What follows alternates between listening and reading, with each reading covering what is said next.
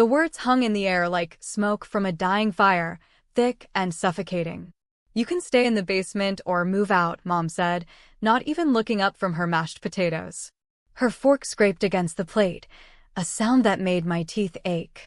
I sat frozen at the dining table, the same oak table where I'd eaten birthday cake and Christmas ham for 28 years. The same table where Dad used to carve the turkey before the heart attack took him 3 years ago. Now it felt like foreign territory, like I was trespassing in my own childhood home. My brother Cassian sat across from me, his arm draped possessively around his new wife, Marlowe. They'd only been married 6 months, and already they were redecorating my life like it was some clearance item at a yard sale. "Better if you're gone by tomorrow," Cassian added, his voice dripping with false cheerfulness, the kind people use when they're trying to make cruelty sound reasonable. I looked at my mother, really looked at her, searching for the woman who used to braid my hair and tell me I was her sunshine girl. But her eyes slid away from mine, finding sudden fascination in the butter dish.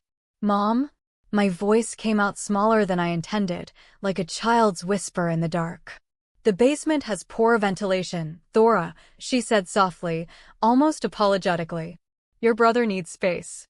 Marlowe is expecting, and they'll need the upstairs bedrooms. All of them." The room tilted. Marlowe wasn't even showing yet.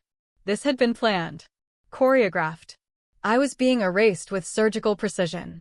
I'd been living here since Dad died, helping Mom with the mortgage, the bills, the endless repairs on this aging house.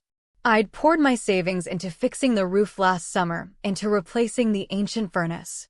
My paychecks from the elementary school where I taught had kept this place standing. And now I was being demoted to the basement or the street, like I was a piece of furniture they were tired of looking at.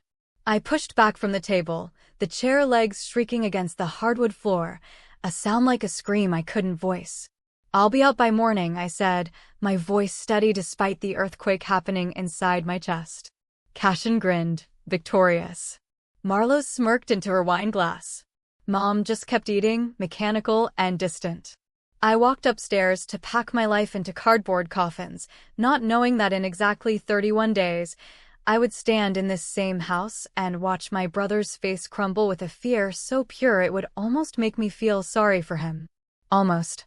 If you want to know what happens next, what secret I discovered that made my brother scream those desperate words, make sure you hit that like button and subscribe.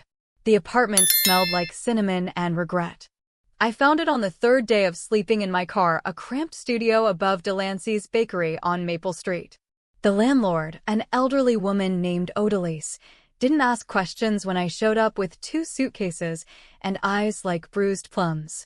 "First month, last month, and you help me with deliveries on Saturdays," she said, handing me a key that felt like salvation pressed into copper. The space was smaller than my old bedroom, with slanted ceilings that made me duck near the windows and pipes that clanged like angry ghosts at 3 in the morning. But it was mine. No one could take it away with a casual dinner conversation. I unpacked slowly, each item a small reclamation. My teaching certificates went on the wall.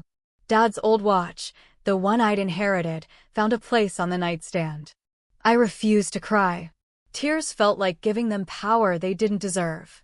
My phone buzzed constantly those first weeks. Mom's messages were masterpieces of passive aggression. "Hope you're doing well. Cassian wondering if you took his toolbox."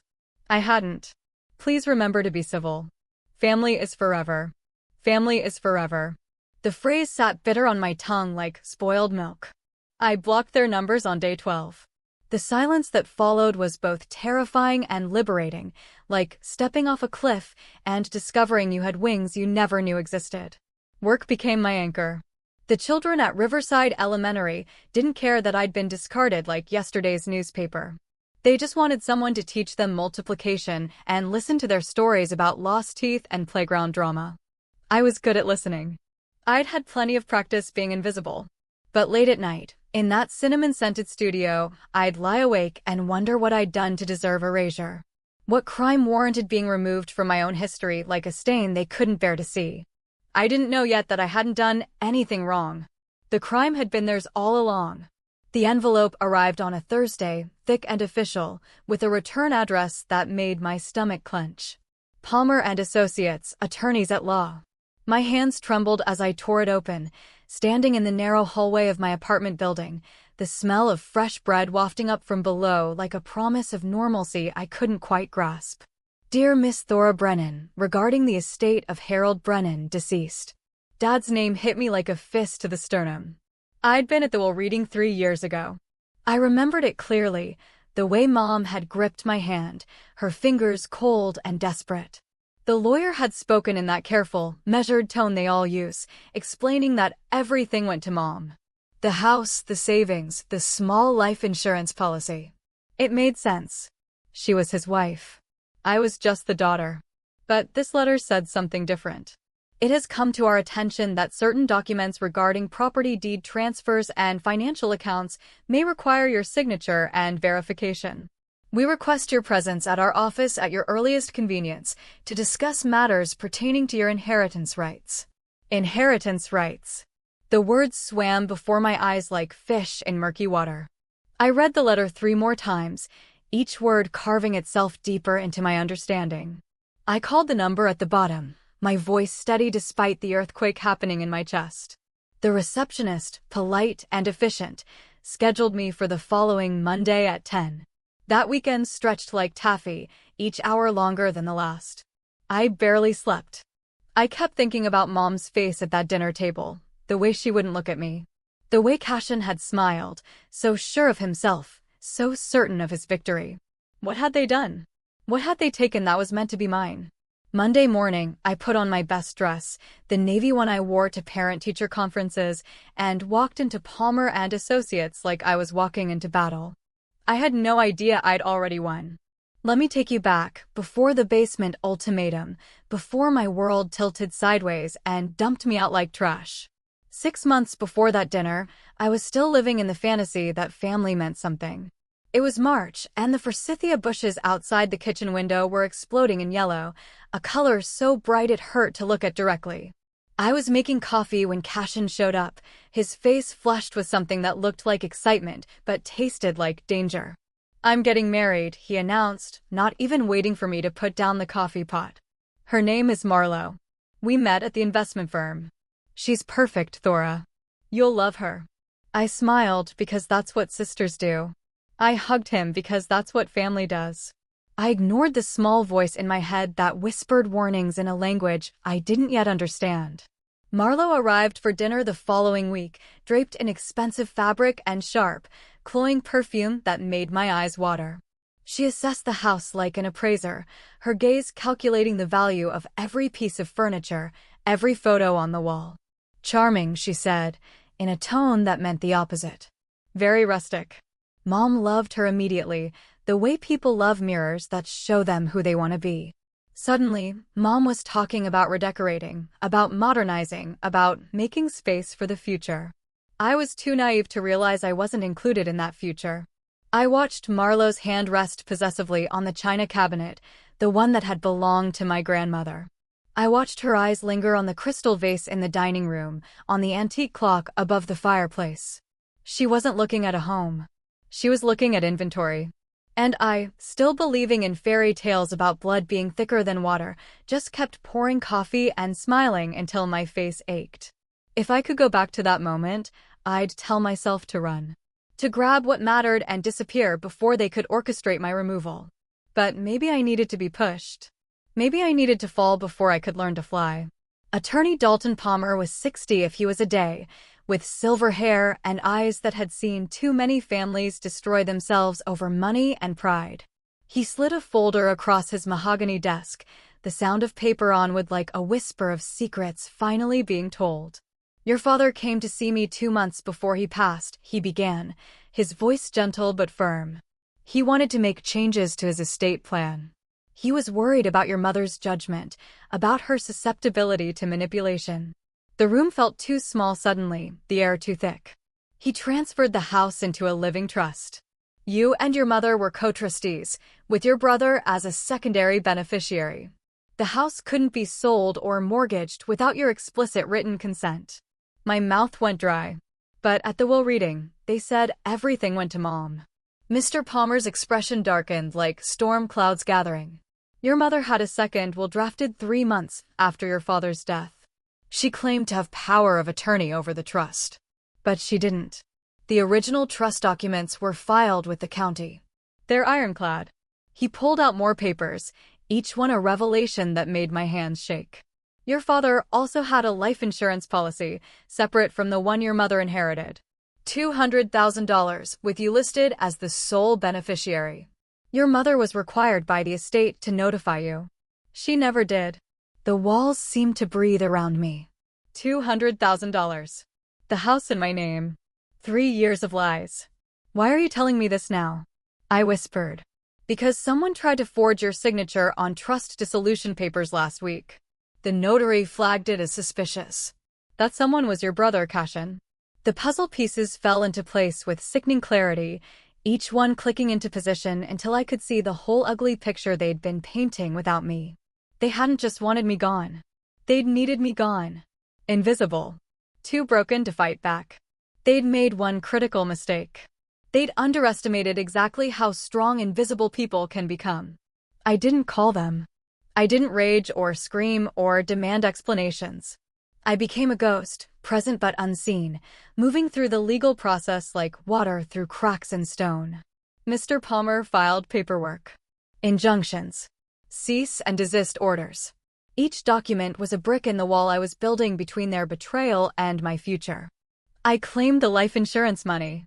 $200,000 appeared in my bank account like a message from my father beyond the grave, like he'd known I'd need armor for the war I didn't know was coming. I started looking at properties. Small houses on quiet streets. Places where forsythia could grow and no one could tell me I didn't belong. At school, I taught fractions and state capitals, and no one knew that their mild-mannered third-grade teacher was dismantling a conspiracy in her spare time. The children sensed something, though. Kids always do. They drew me pictures of rainbows and superheroes. Little Sage, a girl with glasses too big for her face, left a note on my desk. "You're brave, Miss Brennan." I kept that note in my wallet like a talisman. Odalise, my landlord, brought me soup on cold evenings, asking no questions, but somehow understanding everything. She'd lost family too, in different ways, and she recognized the particular kind of loneliness that comes from being betrayed by blood. "They teach you who they are," she said one evening, her accent thick with wisdom earned through suffering. Believe them the first time. I was believing them. Every day, I believed them a little more. The hardest part wasn't the anger.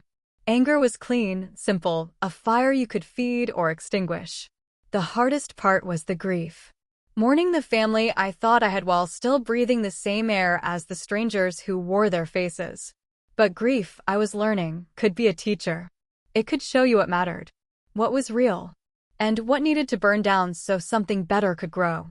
3 weeks after the lawyer's revelation, I signed the papers to freeze all transactions on the house. No sales. No refinancing.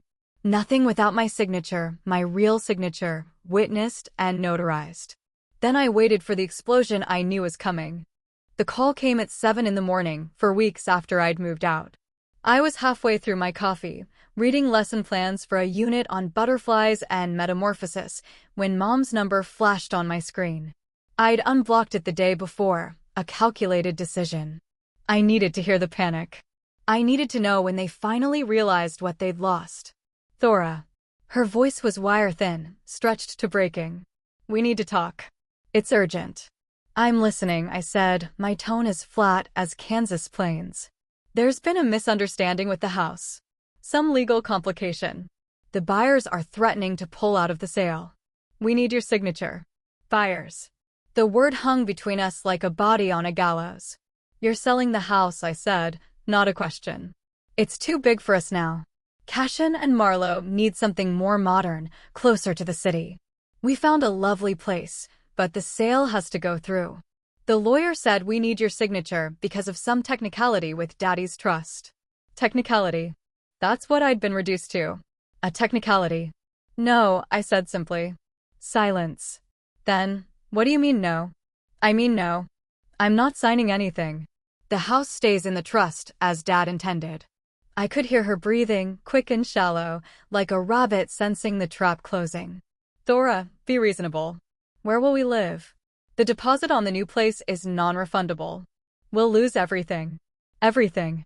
As if I hadn't lost everything when they erased me over mashed potatoes and false smiles. You should have thought about that before you forged my signature. Before you stole my inheritance. Before you kicked me out of my own home. We didn't kick you out, she said, her voice rising to something like desperation. We offered you the basement. Goodbye, Mom. I hung up before she could respond, before the guilt they'd spent 28 years cultivating could take root again. My hands were steady. My heart was calm. Outside, the bakery below was coming alive, the scent of rising dough and caramelized sugar floating up through the floorboards like incense. I felt something I hadn't felt in months. I felt free. He showed up at the bakery 3 days later, his expensive car looking obscene on our small-town street, all chrome and arrogance. I was helping Odalise arrange cupcakes in the display case when I saw him through the window, pacing like a caged animal, his phone pressed to his ear.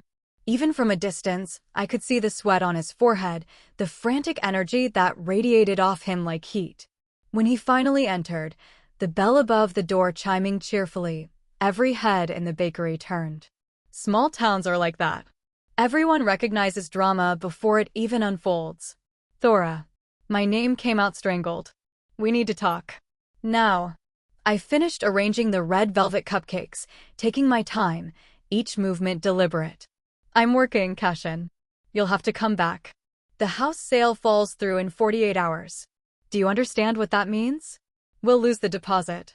$70,000. Gone. I looked at him then, really looked at him. His tie was loosened, his hair disheveled. The golden boy was tarnishing right before my eyes. That sounds like a problem you created, I said softly. His face went red, then purple. This is ridiculous. You're being vindictive and childish. That house should go to Mom. You have no right to hold it hostage. I have every right. Dad gave it to me. To us, technically, but you tried to steal it.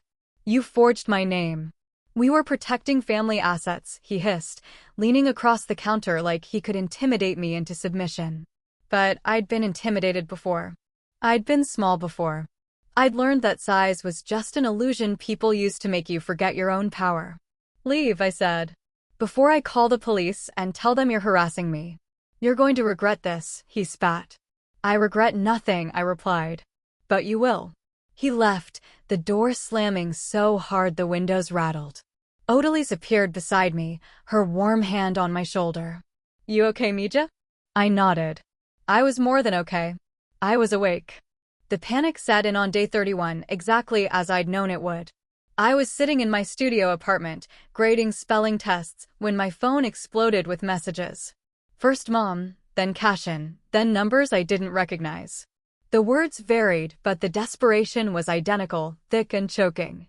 Please. We're begging you. You're destroying this family. I ignored them all except one. A voice message from Cassian, and I played it on speaker because I wanted to hear what the end sounded like. His voice cracked through the tiny speaker. She's not serious. Mom, tell me she's not serious. She can't do this. The house is ours. It was always ours. Thora, please, Marlowe is pregnant. We need this. You can't be this selfish. Selfish. The word almost made me laugh. I'd given them 3 years of mortgage payments. I'd given them my savings for a new roof. I'd given them my presence, my care, my unwavering devotion to the idea that family meant something sacred. They'd given me a basement or the street. I texted Cassian one sentence, come to the house tomorrow at noon. All of you. We'll settle this. Then I called Mr. Palmer and told him exactly what I needed. That night, I barely slept, but not from anxiety. From anticipation. I'd been a doormat for so long, I'd forgotten what it felt like to stand at full height. The next morning, I drove to the house I'd grown up in, the one that still smelled like Dad's aftershave if you stood in his old study long enough. The one where forsythia bloomed every spring like promises the earth kept even when people didn't. I arrived early, before them, and walked through rooms that held my history. Every childhood memory, every scraped knee and Christmas morning, every moment of joy before they'd taught me that love could be conditional. I wasn't here for revenge. I was here for resolution. They arrived together, a united front crumbling at the edges. Mom looked smaller somehow, diminished. Cassian's jaw was tight, his eyes hard. Marlowe hung back, her hand resting on her still flat stomach like a shield she thought might protect her. Mr. Palmer sat at the dining room table, papers spread before him like evidence at a trial. I stood by the window, my back to the forsythia that blazed gold in the afternoon light. "Thank you for coming," I said, my voice steady. "Mr. Palmer has prepared documents that will resolve this situation permanently." Cassian moved forward, aggressive. "Finally. Where do we sign to transfer full ownership?" I smiled, small and cold. "You misunderstand. You're not getting the house." Mom's face went pale. "Thora, please. We have nowhere else to go." The sale on the new place fell through. We lost the deposit. "We're broke." "You're not broke," I corrected. "You're facing consequences." Mr. Palmer cleared his throat. "Miss Brennan has agreed to the following terms. The house will be sold, but to a buyer of her choosing. The proceeds will be divided according to the original trust. 60% to Thora, 40% to you, Mrs. Brennan.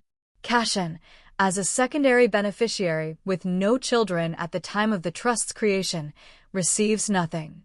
"That's not fair," Cassian roared.